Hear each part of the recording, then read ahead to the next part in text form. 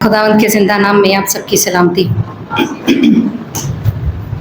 हम खुदावंद का शुक्र करते हैं कि आज हम उसके घर में मौजूद हैं और ईमानदारों के लिए, खुदा के लोगों के लिए ये बहुत इस्तेहकाक की बात, क्योंकि ये वो वक्त होता है जब हम खुदा के साथ रफ़ाकत कायम करते हैं। हम सब इस बात से बखूबी वाकिफ़ हैं कि जिस दौर में आज हम वक्त गुजार रहे हैं, ये बुराई और मुनाफ़िकत का दौर, इस दौर में मोहब्बत की जगह नफ़रत ने ली है, खुशी की जगह गम ने लिया है, सच की जगह झूठ आ गया है और अमन और सलामती की जगह पर तफरके, लड़ाई और झगड़े हमें नज़र आते हैं। और जब ये सारी चीज़ें हमारे इर्द गिर्द पेश आती हैं और हम इनसे दो चार होते हैं, तो अक्सर हम ये गुमान करते हैं कि काश कोई ऐसा दिन आए कि हम सोएं, सुबह को जागें और हर चीज़ बदल चुकी हो, हर तरफ अमन हो, खुशी हो, सलामती। लेकिन ऐसा नहीं होता। एक कहानी है इंग्लिश लिटरेचर में रिप वॉन विंकल की। इसमें ये शख्स एक किसान होता है, बहुत मिलनसार है, अपने खेत में काम करने जाता है और वहाँ पर उसे बोनों का एक गिरोह मिलता है जो 9 पिन खेल रहे होते हैं।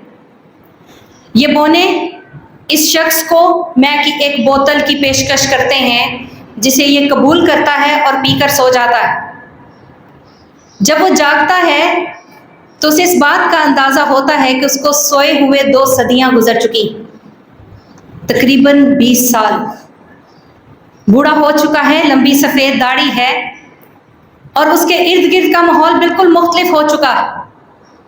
और वो अफसोस करता है कि इस सारे अरसे में उसने उन तमाम तर बातों को, उन चीज़ों को जिसे वो अपनी आंखों से देखना चाहता था, तजर्बा करना चाहता था, उनसे वो महरूम हो गया है। अफसोस की बात है कि अक्सर औक़ात हम भी अपनी ज़िंदगी में ऐसी बातों को जिनको हम तजर्बा करना चाहते हैं या देखना चाहते हैं, उस वक्त को हम सोकर गुजार देते। लेकिन इस कहानी का मकसद ये नहीं है कि हमें सोना नहीं चाहिए। इस कहानी का मकसद है कि वक्त कभी किसी का इंतज़ार नहीं करता। अगर हम अहद अतीक में बनी इसराइल कौम को देखें, वो काफरों और बुत परस्त कौमों के दरमियान एक ऐसी कौम थी जिसे खुदा ने अपने लिए चुना। वो मुसीबतों और मुश्किलात से दो चार थी। मिस्री कौम के दरमियान वो गुलामी की हालत में रह रहे थे, आहो नाला करते थे, खुदा को पुकारते थे, उसको आवाज़ लगाते थे। अहद जदीद में हम कलीसिया के क़याम को देखते हैं कि वो भी मुख्तलिफ किस्म की परेशानियों से, एज़ा रसानियों से और बहुत सी मुसीबतों से दो चार। और आज अगर हम आज के दौर में अपने आप को देखें बतौर खुदा के लोग, तो आज भी मसीही बहुत सी एज़ा रसानियों का शिकार है। हमारे इर्द गिर्द जब ये सारे हालात आते हैं तो हम उसका कोई हतमी हल तलाश करना चाहते हैं।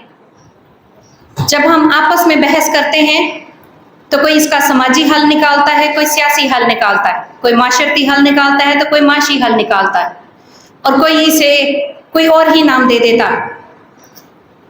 लेकिन अगर हम इन सारी चीज़ों को गौर में लाकर इनका हल इसी अंदाज में निकालें तो शायद हम किसी लिहाज से एक माशरे को तो बेहतर बना सकते हैं, लेकिन एक मसीही ज़िंदगी को बेहतर नहीं बना सकते।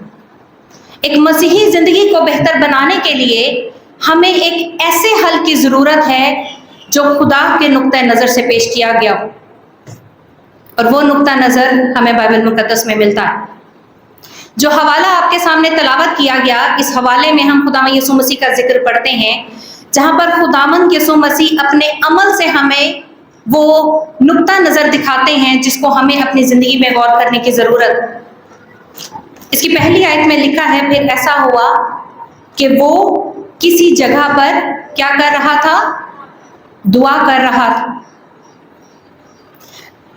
दुआ एक मसीही, एक ईमानदार की ज़िंदगी में बहुत अहमियत रखती है, और यही वजह है कि बाइबल में बारहा इस बात को सामने लाया गया है, पेश किया गया है कि हमारी ज़िंदगी में किस तौर से हमें दुआ करनी चाहिए। लूका की इंजील उसके 18वें बाब की पहली आयत में पढ़े तो वहाँ पे लिखा है कि ईमानदारों को हर वक्त दुआ करते रहना चाहिए और हिम्मत نہیں ہارنی چاہیے۔ اگر ہم ایماندار ہیں، خدا کے لوگ ہیں، تو سب سے اہم چیز ہے کہ ہمیں ہر وقت دعا کرتی رہنی چاہیے۔ خداوند یسوع مسیح اپنی زمینی زندگی میں بھی جب بھی کسی وقت سے، کسی مشکل سے گزرتے تھے تو اس سے پیشتر ہم ان کو دعا کرتے ہوئے دیکھتے ہیں۔ ان کی زندگی ایک دعائیا زندگی تھی، اور یہی وجہ ہے کہ شاگرد جو خداوند یسوع مسیح کو دعا کرتے ہوئے دیکھتے ہیں، وہ اس سے یہ سوال کرتے ہیں کہ جیسا یوحنا نے اپنے شاگردوں کو دعا کرنا سکھایا، تو بھی ہمیں دعا کرنا سکھا۔ خداوند یسوع مسیح کے شاگرد یہودی تھے، وہ شریعت کے سارے احکامات سے واقف تھے، وہ یہودی طور طریقوں سے واقف تھے، وہ ثقافت سے واقف تھے جہاں پر دعا یا عبادت کی جاتی تھی، اور وہ یہ بھی جانتے تھے کہ یہودیوں کی نظر میں دعا کی کتنی اہمیت۔ لیکن انہوں نے خداوند یسوع مسیح سے یہ سوال کیا کہ تو ہمیں دعا کرنا سکھا۔ یہ وہ واحد مقام نہیں ہے جہاں پر شاگردوں نے خداوند سے یہ سوال کیا۔ اگر متی کی انجیل اس کا 6 باب اس کی 9 سے 13 آیات کو ہم پڑھیں تو وہاں بھی ہمیں یہ طریقہ کار نظر آتا ہے جہاں پر خداوند یسوع مسیح نے اپنے شاگردوں کو بتایا کہ کس طور سے تمہیں دعا کرنی چاہیے۔ اس دور میں یوحنا اور اس کے پیروکار ایک شناخت شدہ گروہ تھا، اور ان کے بارے میں یہ مشہور تھا کہ وہ روزہ رکھ کر دعا کرتے ہیں۔ اور یہ شاگرد جو خداوند یسوع مسیح کے پاس آتے ہیں، ان کے ذہن میں عین ممکن ہے یہ بات ہو کہ شاید اس کا کوئی اور طریقہ کار ہے دعا کرنے کا جو وہ ہمیں بتائے اور ہم خدا کی برکت کو یا اس کی عظمت کو حاصل کر سکیں۔ لیکن جب وہ یہ سوال کرتے ہیں تو خداوند یسوع مسیح جواب میں ان سے کیا کہتے ہیں؟ وہ کہتے ہیں کہ جب تم دعا کرو تو کہو، اے باپ، تیرا نام پاک مانا جائے، تیری بادشاہی ہے۔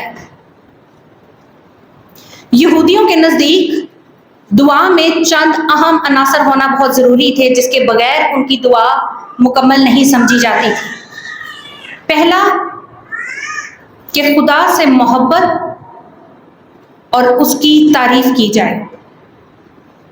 دوسرا، خدا کے حضور شکر گزاری پیش کی جائے، کیونکہ یہودی ربی یہ مانتے تھے کہ ایک وقت آئے گا جب ساری دعائیں دنیا سے موقوف ہو جائیں گی، لیکن ایک واحد شکر گزاری کی دعا ہوگی جو ہمیشہ تک جاری رہے گی۔ تیسرا، خدا کی پاکیزگی کی پہچان میں بڑھنا۔ چوتھا ہے اپنے آپ کو اپنے گناہ کا اقرار کرنا اور خدا کے حضور پاک دل کی درخواست کرنا۔ آپ گنہگار ہیں، اس بات کا آپ اقرار کرتے ہیں اور خدا سے پاکیزگی کی درخواست کرتے ہیں۔ پانچواں ہے اپنے آپ کو خدا کی خوشنودی کے لیے دے دینا اور اس کی اطاعت کرنا، اس کی فرما برداری کرنا، اور اس کی فرما برداری کرنا کیونکہ اس کے احکامات راست ہیں۔ چھٹا ہے خود غرضی کی دعا سے پاک دعا کرنا۔ اب سوال یہ ہے کہ خود غرضی کی دعا کیسی دعا ہے؟ یہودیوں کا یہ ماننا تھا کہ جو شخص صرف اپنی ذات کے لیے، اپنے مفاد کے لیے، اپنے وسائل کے لیے دعا کرتا ہے وہ خود غرضی کی دعا کرتا ہے، کیونکہ یہودی جب بھی دعا کرتے تھے وہ پورے معاشرے کے لیے، پوری کمیونٹی کے لیے دعا کرتے تھے، اور ان کی ان دعاؤں میں ایک دعا بہت ضروری اور اہم مانی جاتی تھی جس میں وہ یہ کہتے تھے، اے رب، مسافر کی دعا پر کان نہ لگا کیونکہ وہ مناسب موسم کا انتظار کرتے ہیں، اس کے برعکس کسانوں کو بارش کی ضرورت ہے۔ اب اگر غور کیا جائے تو یہ بہت گہری بات ہے۔ یہ گہری بات اس طرح سے ہے کہ یہ عام انسانوں کی بات نہیں ہے کہ کون مسافر ہے اور کون نہیں، اور اگر وہ سفر میں ہے تو وہ خدا سے دعا نہیں کر سکتا۔ بات یہ ہے کہ جو شخص اپنی آواز مسافر کی طرح خدا کے حضور میں لے کر آتا ہے اور روزانہ دعا نہیں کرتا، کبھی کبھار خدا کے در پر جاتا ہے اور اپنی ضرورت کے تحت جاتا ہے، اپنے فائدے کے تحت جاتا ہے، اس کی آواز کو نہ سن، اس کی دعا پر کان نہ لگا، بلکہ اس شخص کی دعا پر جو ہر روز ایک کسان کی طرح محنت کرتا ہے، تیرے کھیت میں محنت کرتا ہے، اس کو تیری برکت، تیرے فضل، تیرے اجر کی ضرورت ہے۔ اور یہ بہت ضروری تھا کیونکہ وہ اس بات کو جانتے تھے کہ یہ وہ دعا ہے جس میں ہم خدا کے حضور اپنے آپ کو پیش کرتے ہیں۔ اور سب سے آخری بات تھی کہ انکساری اور عاجزی سے خدا کے لیے دعا کرنا۔ جب آپ انکساری سے خدا کے حضور میں جاتے ہیں تو آپ اپنے آپ کو حلیم بنا لیتے ہیں، آپ اپنے آپ کو نیچا کر دیتے ہیں، پھر آپ کی نظر میں صرف خدا ہوتا ہے، آپ کی اپنی ذات نہیں رہتی۔ اور شاگردوں کو جب خداوند یسوع مسیح یہ بتاتے ہیں کہ تمہیں کس طور سے دعا کرنی چاہیے تو وہ ان سے کہتے ہیں کہ تم اس طرح سے آغاز کرنا، اے باپ۔ یہودیوں کے لیے خدا کو باپ کہنا گناہ کرنے کے برابر تھا، توہین رسالت کے برابر تھا، توہین خدا کے برابر تھا، اور جو شخص ایسا کرتا تھا اس کو وہ سنگین سزا دیتے تھے۔ اگر ہم یوحنا کا 5واں باب اس کی 18ویں آیت پڑھیں تو وہاں پر ہمیں خداوند یسوع مسیح کے متعلق ایسا ہی بیان ملتا ہے جہاں پر خداوند یسوع مسیح خدا کو باپ کہہ کر پکارتے ہیں، اور یہودی جو ہیں وہ اسے قتل کرنا چاہتے ہیں کیونکہ وہ یہ سمجھتے ہیں کہ یسوع اپنے آپ کو خدا کے برابر کر رہا ہے۔ لیکن خداوند یسوع مسیح کا یہ کہنا کہ تم خدا کو باپ کہو، اس سے ہرگز یہ مراد نہیں تھا کہ وہ خدا نہیں ہے، وہ حاکم نہیں ہے، وہ اختیار والا نہیں ہے، بلکہ وہ انسان کا اور خدا کے تعلق کو بحال کرنا چاہتا تھا۔ اگر ہم خداوند یسوع مسیح کی زمینی زندگی کو دیکھیں تو وہاں پر ہمیں بارہا جب خداوند یسوع مسیح دعا کرتے ہیں تو ہمیں نظر آتا ہے کہ خداوند یسوع مسیح جب بھی دعا کرتے ہیں وہ اے خدا نہیں بلکہ اے باپ کر کر دعا کرتے ہیں، اور اس کا اے باپ کہنا اس بات کی عکاسی ہے کہ وہ خدا کے ساتھ ایک تعلق رکھتا ہے۔ خداوند یسوع مسیح نے صرف ایک موقع پر خدا کو باپ نہیں کہا، اور وہ ایک موقع تھا جب وہ صلیب پر تھا، اور اس نے کہا اے میرے خدا، اے میرے خدا، تو نے مجھے کیوں چھوڑ دیا۔ یہ اس بات کی عکاسی ہے کہ جہاں پر گناہ ہے وہاں پر خدا موجود نہیں ہوتا، جہاں برائی ہے وہاں پر خدا موجود نہیں ہوتا۔ لیکن جب ہم اسے باپ کہہ کر پکارتے ہیں اور وہ بچوں کی طرح ہمیں قبول کرتا ہے تو پھر چاہے ہم میں برائی ہو یا نہ ہو وہ ہمیں کبھی نہیں چھوڑتا۔ لیکن اس کا ہرگز یہ مطلب نہیں کہ ہم اس کی اولاد ہوتے ہوئے برائی کرتے چلے جائیں۔ اس بات کو واضح کرنے کے لیے خداوند یسوع مسیح نے اگلی بات کہی کہ تم یہ کہنا کہ تیرا نام پاک مانا جائے۔ آج جب ہم کسی شخص کو کسی نام سے پکارتے ہیں تو سب سے پہلے اس کا نام لیتے ہیں، ہمارے ذہن میں اس کی شخصیت آتی ہے، وہ کیسا شخص ہے، اس کی ذات کیسی ہے، اس کی صفات کیسی ہے، اس کی عادات کیسی ہیں، اور ہم اسے کتنا جانتے۔ اور اس نے کہا کہ تم کہنا کہ تیرا نام پاک مانا جائے، جو اس بات کی عکاسی ہے کہ جو خدا ہے وہ پاک ذات، وہ آپ سے اور مجھ سے پاکیزگی کا تقاضا کرتا ہے، وہ اپنی کلیسیا سے پاکیزگی کا تقاضا کرتا ہے۔ اس لیے ہمیں یہ کہنا چاہیے کہ اس کا نام پاک مانا جائے۔ پھر وہ کہتا ہے کہ تیری بادشاہی آئے۔ بادشاہی کس کی ہوتی ہے؟ بادشاہ کی۔ بادشاہ کون ہوتا ہے؟ جو حکمران ہے، جو اختیار رکھتا ہے، جو سب سے اوپر ہے۔ اور بادشاہ کون ہے؟ جو اپنی مرضی منواتا ہے، رعایا کی مرضی نہیں چلتی۔ بادشاہ اپنی مرضی دیتا ہے اور رعایا اس کو مانتی ہے۔ اگر ہم یوحنا کی انجیل اس کا 17واں باب اس کی 6 آیت پڑھیں تو وہاں پر لکھا ہے، خداوند یسوع مسیح نے کہا کہ میں نے تیرا نام ان آدمیوں پر ظاہر کیا ہے جنہیں تو نے مجھے دیا ہے، وہ تیرے تھے اور تو نے انہیں مجھے دیا اور انہوں نے تیرے کلام پر عمل کیا۔ کسے خداوند نے دیا؟ آپ کو اور مجھے، خدا کی کلیسیا کو، اس کے لوگوں کو خدا نے خداوند یسوع مسیح کو دیا۔ خداوند یسوع مسیح کے وسیلہ سے آپ نے اور میں نے خدا کو جانا، اور اس کے وسیلہ سے اس نے اپنی برکات، اپنی بخششیں، اپنی رحمتیں ہمیں دیں، اپنی موجودگی کا احساس ہمیں دیا، اپنی عظمت، اپنی بخشش ہمیں دی، اور اس طرح سے ہم نے جانا کہ وہ ہمارا پاک خدا ہے۔ اور جب ہم یہ کہتے ہیں کہ تیری بادشاہی آئے تو اس سے مراد ہے کہ نہ صرف ہم اسے اپنا باپ مانتے ہیں، نہ صرف ہم اسے اپنا خدا مانتے ہیں، بلکہ ہم اسے اپنا بادشاہ بھی مانتے ہیں۔ یہ وہ بادشاہ ہے جو اپنی مرضی ہم پر ظاہر کرتا ہے، اور اس کی بادشاہی اس دنیا میں، اس زمین پر اور ہمارے درمیان اس وقت قائم ہوتی ہے جب ہم اس کے کلام پر عمل کرتے ہیں. اور اس کے کلام پر عمل کرنے کے لیے ضروری ہے کہ ہم ایک نیک زندگی اور پاکیزگی کی زندگی گزاریں. تیسری آیت میں وہ کہتا ہے کہ ہمارے روز کی روٹی ہر روز ہمیں دیا کر. اب ہم کیا کہتے ہیں؟ خداوند ہمیں اتنا دے کہ ہم دوسروں کی مدد کر سکیں. خداوند ہمیں اتنا دے کہ ہم فلاں کے لیے یہ کر سکیں، ہم فلاں کے لیے یہ کر سکیں. اس نے یہ نہیں کہا کہ تم وافر مقدار میں مانگو. اس نے یہ نہیں کہا کہ تم اس چیز کی خواہش کرو کہ تم امیر ہو جاؤ. اس نے کہا کہ تم یہ کہو کہ ہر روز کی روٹی ہر روز تو ہمیں دیا کر. اس سے مراد ہے کہ مجھے زندہ رہنے کے لیے جتنی خوراک کی ضرورت ہے اتنی خوراک تو مجھے مہیا کر، تاکہ وہ زندگی کے ایام جو تو نے میری زندگی میں لکھے ہیں ان کو میں بہتر طریقے سے گزار سکوں اور اپنی زندگی سے تیرے نام کو عزت و جلال دے سکوں، تیرے نام کی گواہی دے سکوں، تیرے نجات کے پیغام کو دوسروں تک پہنچا سکوں. اتنا دے جس میں میں زندہ رہ سکوں. چوتھی آیت میں وہ کہتا ہے اور ہمارے گناہ معاف کر کیونکہ ہم بھی اپنے ہر قرض دار کو معاف کرتے ہیں، اور ہمیں آزمائش میں نہ لا. ہم کیا کرتے ہیں؟ ہم 10 دمڑیوں کی تمثیل سے واقف ہیں. ایک مالک ہے، اپنے نوکروں کو 10 دمڑیاں دیتا ہے. ایک جو اس کا قرض دار ہے وہ اس کا قرض ادا نہیں کر پاتا، وہ اس کو معاف کر دیتا ہے. لیکن جس کو معافی ملتی ہے وہ اپنے قرض دار کے ساتھ کیا سلوک کرتا ہے؟ وہ اسے معاف نہیں کرتا. جب مالک کو یہ پتہ چلتا ہے تو وہ اس کے ساتھ کیا سلوک کرتا ہے؟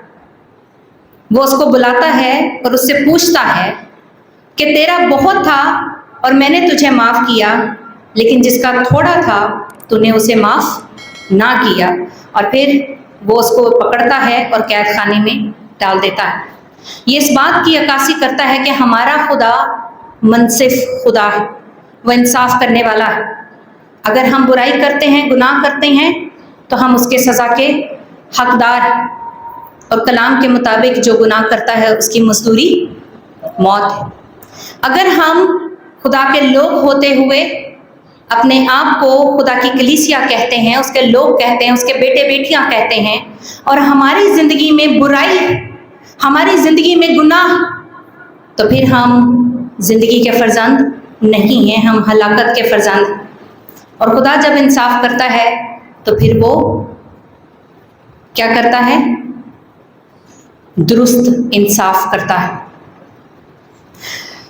یہاں پر لکھا ہے کہ تو ہمارے قصور معاف کر جس طرح ہم اپنے قصورواروں کو معاف کرتے ہیں. خدا ہمارے گناہ تب تک معاف نہیں کرتا جب تک ہم اپنے گناہ کرنے والوں کو معاف نہیں کرتے. ہم انسان ہیں، غلطیاں کرتے ہیں، گناہ کرتے ہیں. بہت سے لوگ ہیں جو ہمیں گرانے کی کوشش کرتے ہیں، جو ہمارے خلاف برا بولتے ہیں، جو ہماری بدگوئیاں کرتے ہیں اور بہت کچھ کرتے ہیں. لیکن اگر ہمارے اندر معافی نہیں تو پھر خدا بھی ہمیں معاف نہیں کرے. کلام مقدس میں لکھا ہے کہ جو تم چاہتے ہو کہ تمہارے ساتھ ہو وہی تم دوسروں کے ساتھ کرو. میں کبھی پسند نہیں کروں گی کوئی یہ کہے کہ رومیلا بہت بری، رومیلا بد اخلاق، رومیلا خدا کی مرضی پوری نہیں کرتی، وہ لوگوں کے ساتھ برا سلوک کرتی. اور اگر میں یہ نہیں چاہتی تو مجھے بھی ویسا ہی سلوک رکھنا چاہیے جیسا میں چاہتی ہوں کہ لوگ میرے لیے خیال کریں. اور یہی خدا کا کلام ہے کہ ہمیں دوسروں کو معاف کرنا چاہیے تاکہ ہم خدا کی بخشش، اس کی معافی کو حاصل کریں. اور اس بات کے تسلسل کو، اس کو جاری رکھتے ہوئے خداوند یسوع مسیح کہتے ہیں کہ اور ہمیں آزمائش میں نہ لا. یاد رکھیں کہ جو آزمائش ہے وہ کبھی بھی خدا کی طرف سے نہیں آتی. آزمائش میں ہمیشہ انسان اپنی خواہشات کی وجہ سے پھنستا ہے، اپنی مرادوں کی وجہ سے پھنستا ہے، اپنی ترجیحات کی وجہ سے پھنستا ہے. لیکن خدا کا یہ وعدہ ضرور ہے کہ جب تم آزمائش میں پڑتے ہو تو میں تمہیں اس آزمائش سے باہر نکالوں. وہ ہمارے لیے راہ پیدا کرتا ہے، اور وہ راہ ہمیں کیسے پتہ چلتی ہے؟ جب ہم اس کے کلام پر عمل کرتے ہیں، جب ہم اس کی آواز کو سنتے ہیں، جب ہم ہر روز اس سے بات کرتے ہیں، جب ہم اس کو اپنا خالق، अपना मालिक, अपना बादशाह, अपना खुदा, अपना बाप मानते और अपना मनसिफ मानते।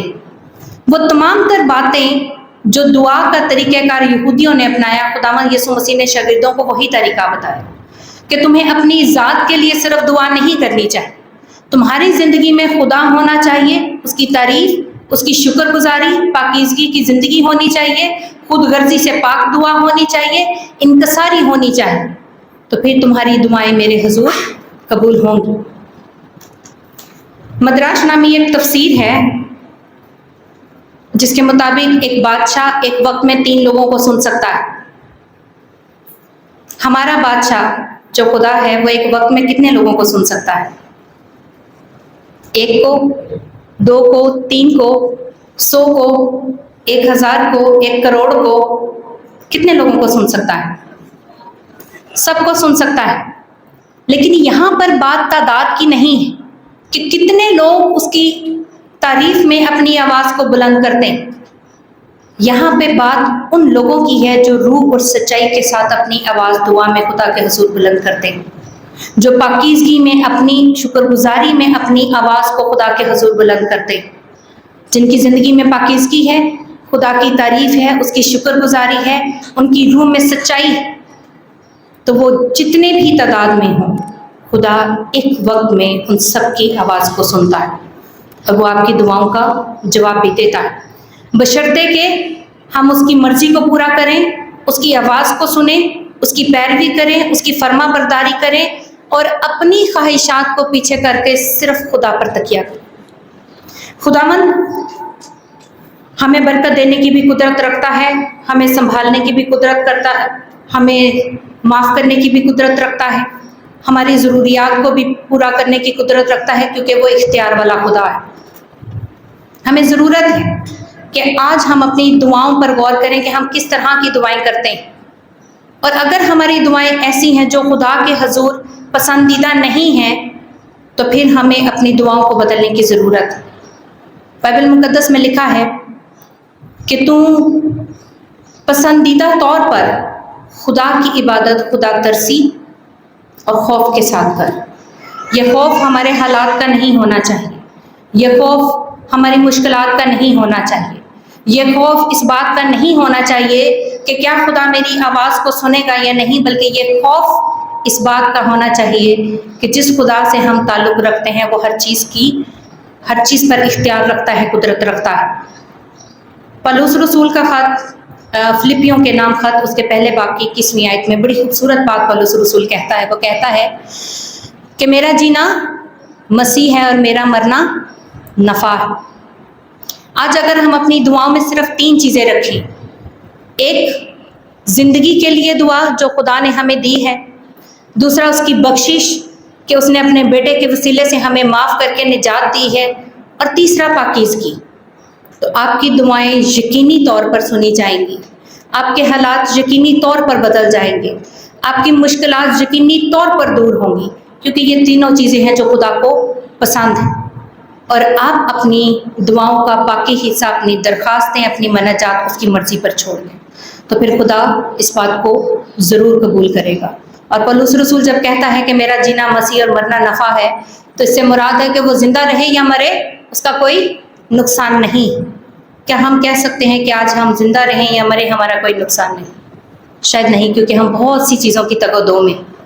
लेकिन हमें ये सीखने की ज़रूरत है, क्योंकि जब खुदा हमारे साथ है तो कोई हमारा नुकसान नहीं कर सकता, क्योंकि वो हावी है, वो कुदरत वाला है, वो हर चीज़ से हमें बाहर निकालने और हमें महफूज रखने की कुदरत रखता है। खुदा का कलाम मेरे और आप सबके लिए बाइसे बरकत है। आमीन। Thanks for watching. To watch more, subscribe, like and comment. Don't forget to Guardians of Faith PCP Gacker. Follow now.